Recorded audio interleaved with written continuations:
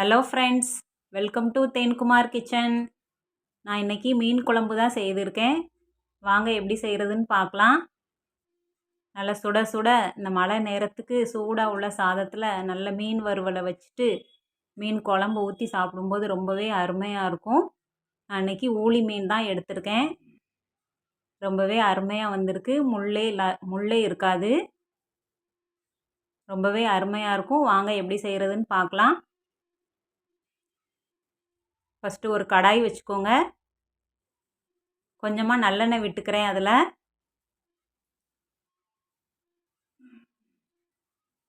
அரை ஸ்பூன் வெந்தயம் சேர்த்துக்கிறேன். அரை ஸ்பூன் மிளகு சேர்த்துக்கிறேன். இதோட அரை ஸ்பூன் சீரகமும் சேர்த்துக்கிறேன்.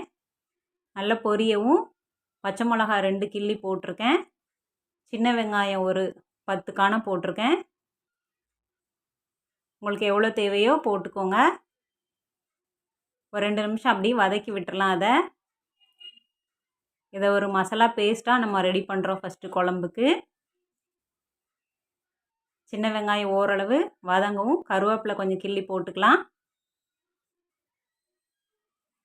இதோட அரை கப் தேங்காயும் சேர்த்துக்கிறேன்.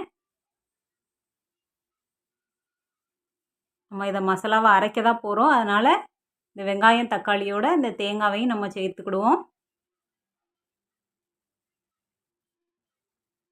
நல்லா லைட்டாக வதக்கி விட்டுட்டு ஒரு 2 பெரிய சைஸ் தக்காளி பொடியாக கட் பண்ணியிருக்கேன். அதையும் இதோட சேர்த்துருவோம். இதோட ஒரு அரை ஸ்பூன் மஞ்சள் தூளும் சேர்த்துக்கிறேன்.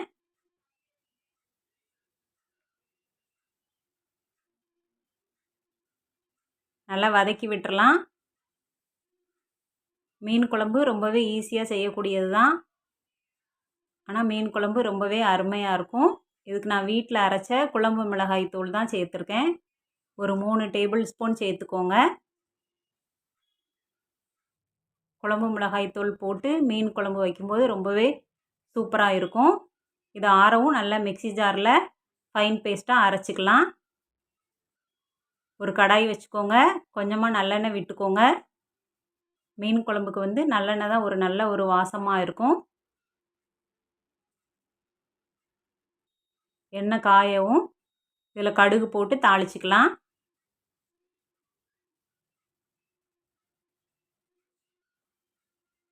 நசுக்கி வச்ச பூண்டையும் சேர்த்துக்கிறேன். இதோட கட் பண்ணி வச்ச வெங்காயத்தையும் சேர்த்துக்கிறேன்.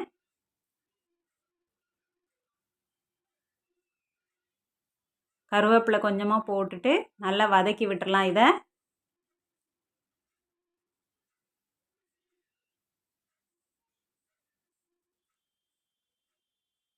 இதோட நம்ம இப்போ அரைச்சி வச்ச மசாலாவையும் சேர்த்துடலாம்.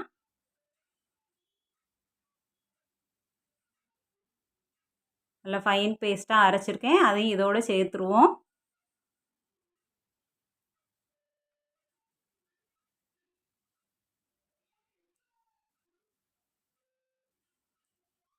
நல்லா கலந்து விட்டுட்டு இதோட தேவையான அளவு உங்களுக்கு எந்த அளவுக்கு தண்ணி தேவையோ தண்ணி கலந்து சேர்த்துக்கலாம்.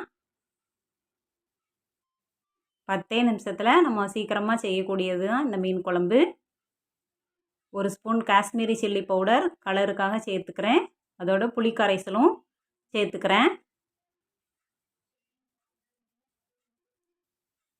நல்லா கலந்து விட்டுட்டு இதில் தேவையான அளவு உப்பு போட்டுக்கலாம். இதோட கொஞ்சம் தண்ணியும் சேர்த்துக்கிறேன். நான் கல் உப்பு தான் சேர்த்துருக்கேன். கரெக்டாக இருக்கும் இந்த குழம்புக்கு. இதை நல்லா நம்ம ஒரு 15 நிமிஷத்துலேருந்து நல்லா கொதிக்க விட்டுறலாம்.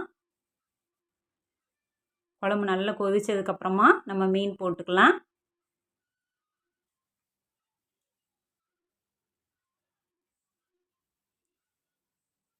நல்லா ஓரளவு நல்லா கொதித்து வருது.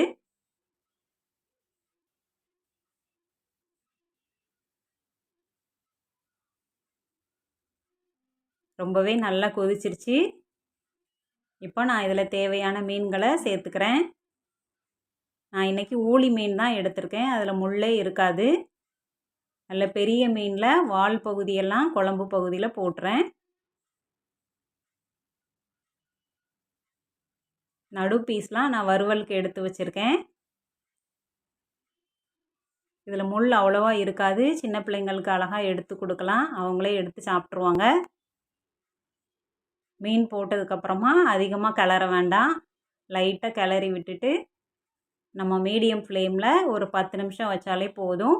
சூப்பராக ரெடி ஆயிரும். மணக்க மணக்க மீன் குழம்பு அருமையாக ரெடி ஆயிரும். நல்லா எண்ணெய் பிரிஞ்சு சூப்பராக வந்திருக்கு பாருங்கள். ரொம்பவே அருமையாக ரெடி ஆயிடுச்சு. என்னோடய வீடியோ பிடிச்சிருந்துச்சின்னா லைக் பண்ணுங்கள், ஷேர் பண்ணுங்கள், சப்ஸ்கிரைப் பண்ணுங்கள் ஃப்ரெண்ட்ஸ். இறக்கும்போது இதில் மல்லித்தழை சேர்த்துக்கிறேன். ரொம்பவே சூப்பராக அருமையாக ரெடி ஆயிடுச்சு. Okay friends, thank you.